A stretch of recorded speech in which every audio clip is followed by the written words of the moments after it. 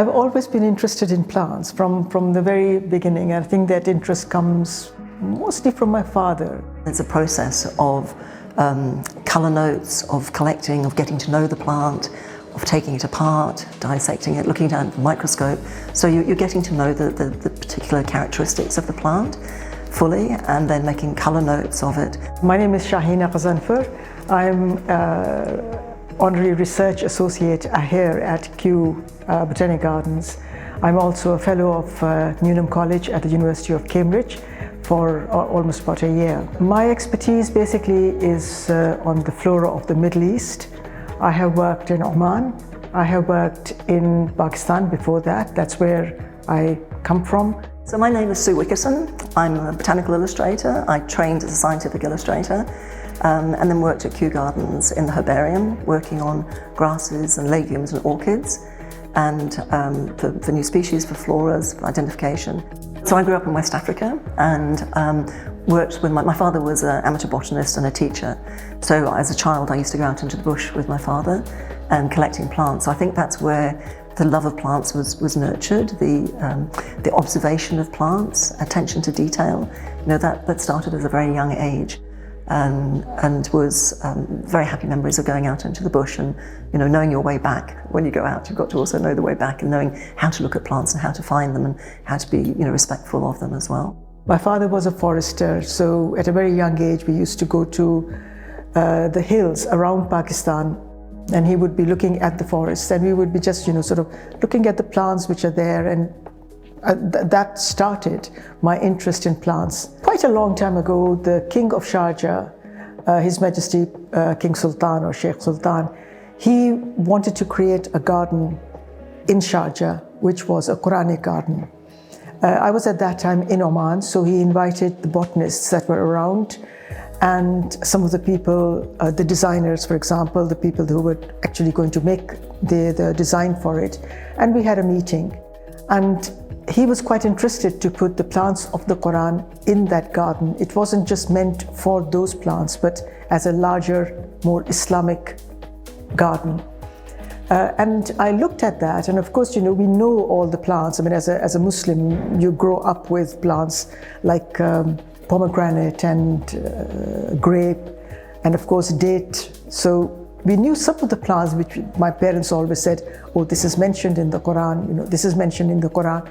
But you never really know any more than that. So when this project came along, I began to look at all the plants that were mentioned in the Quran, and then started to figure out like what was all published on that. The inspiration came from a visit, one of three, to the Grand Mosque in Abu Dhabi, and looking at the motifs on the floor, on the walls, the botanical motifs. And it's, I mean, the whole place is so inspiring, so, you know, so astonishing. But then to see these motifs and then to find out, you know, what they represented, and was there any information about them. And at the time there seemed to be very little information. So I wrote to a colleague at Kew Gardens that I used to work with, and he put me in touch with Shahina. So it was a serendipitous meeting. And what we didn't realize was that Shahina had been researching and writing the book for years. The plants of the Quran, the culture and history. And I realized there was very little published. There was hardly any books that specifically mentioned all the plants that were in the Quran. So I said, well, here, you know, I mean, I'm a botanist. My expertise is the Middle Eastern countries. So I must, you know, sort of investigate a little bit more into that. And that basically started my research into the Quranic plants. The process in which I work is obviously working very closely with Shahina, determining which species we're going to show, and then finding the species, whether it's traveled to different countries, to Oman or to the UAE or into the desert, or sometimes within New Zealand I've actually grown some of the species as well. So there's quite a process to get to know the plant, and sometimes you have to go back several times to destination to see the plant at several different stages, you know, whether it's flowering or fruiting. So the whole process can take quite a long time before you even start painting, and then working out the designs to be aesthetically pleasing, to represent obviously the aspects that are mentioned in the Quran, and then the final painting, and that can take hundreds of hours of painting. So we went with this partnership for over, oh my goodness, 5-6 years, where the plants that she was making, she would always send me a kind of a line drawing or the aspects of what she had looked at.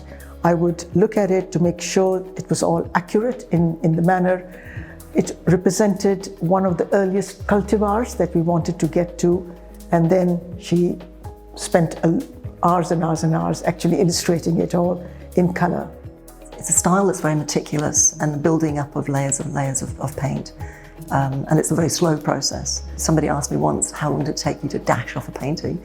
But with any botanical illustration, dash is not the word that you would use. So it's very slow, it's very meticulous, it's studied, it's aesthetic, has to be accurate.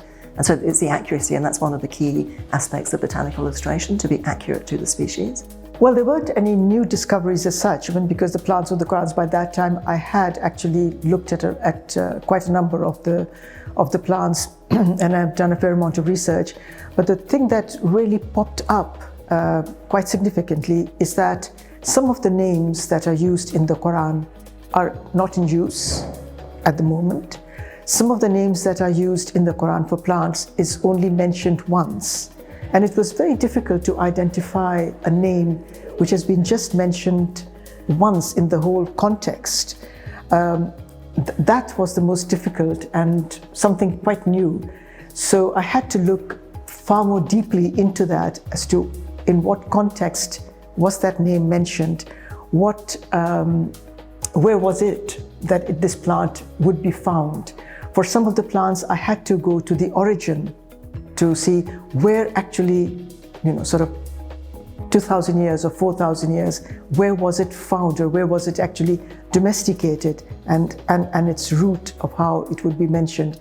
What were the names that were used earlier on in different languages that could be then translated or come down into Arabic. So I had to find those roots as well. Well, there's a lot I didn't know existed. One in particular was the holoxylon from the desert in Sharjah. And when I first saw it on the ground, I thought, this is not going to be such an interesting plant to illustrate, because as an artist, you're wanting, things with lots of color or different shapes or, something that's really inspiring. And I saw this and I thought, oh dear, this is not going to be so interesting, until I put it under the microscope. And so it's a little desert plant with the leaves are sort of scale-like, so it looks just like a series of twigs. And then you put it under the microscope and it has these tiny little 1 millimeter flowers. So, then drawing it at times 25, and then the illustration, shows the different stages. So the flower was interesting once I had it under the microscope. So then when you're blowing it up to show people, it's something that they wouldn't have seen before because it's so tiny, I almost missed them. They're like little specks of yellow on the stems. So it's opening people's eyes to the beauty that's there. And then also the wings of the fruit, they change color as they progress. And so then the beauty is in showing the wings of the fruit around the fruit. So that was a complete surprise. So what I thought was a dried up, insignificant twigs, when you start to look more closely, and again, it's that observation and being aware and keep digging into, the beauty was there, but I hadn't seen it to begin with. But then wherever I've gone, whichever country I've gone to, people have been supportive, enthusiastic, helpful, generosity of spirit. It's been a collective energy, to help. It seems it doesn't matter what creed you are or what religion, it crosses all boundaries. And people have been so supportive and so helpful, absolutely. So it's very much been a team effort. And I think what I take away from this partnership and from my research is for basically research is excellent. I think go into the detail into it, involve as many people as you can to know what is accurate. As far as, I'm only looking at plants, but there's a whole load of other aspects that we can learn on. And that would be my message, that would be my intake for it. There's always something to learn, there's always something beautiful to look at. And we should make a lot of effort to do that.